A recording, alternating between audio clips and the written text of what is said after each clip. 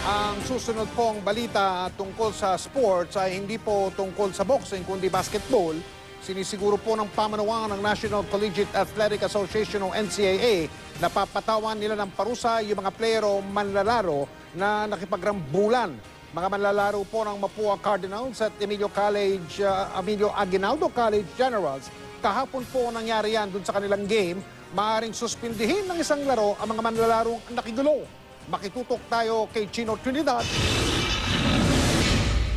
Kapwa wala na sa running para sa Final Four ang Mapua at Emilio Aguinaldo College na magharap sila kahapon. Pero patapos na ang laban at 34 na segundo na lang ang nalalabi ay sinalya ni Jan Tayongtong ng EAC si CJ Isit ng Mapua. Sumugod si Mapua guard Leo Gabo at isinalya si Tayongtong at doon na nagsimula ang gulo. Sumunod na ang right hook ni Tayongtong kay Isit na humalik sa hardwood ng tamaan ng suntok. Hindi na nakontrol ang magkabilang kampo na nagsipagtakbuhan at nakihalo na sa gulo.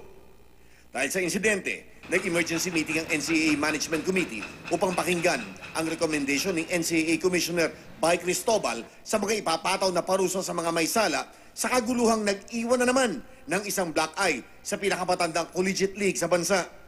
Siguradong mayroong mabibigat ang mga sanctions ang tatama sa mga pasimuno ng gulo gaya ni Tayongtong at ni Gabo.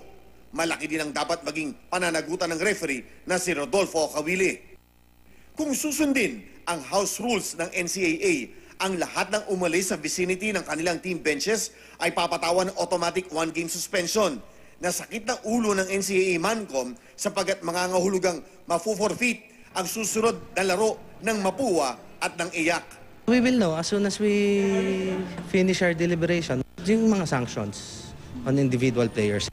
4 na oras matapos magsimula ang emergency meeting ng NCAA, wala pa ring desisyon ang NCAA Mancom na sa halip ay naglabas ng statement na hindi daw nila pababayaan na maghari ang kaguluhan sa kanilang liga.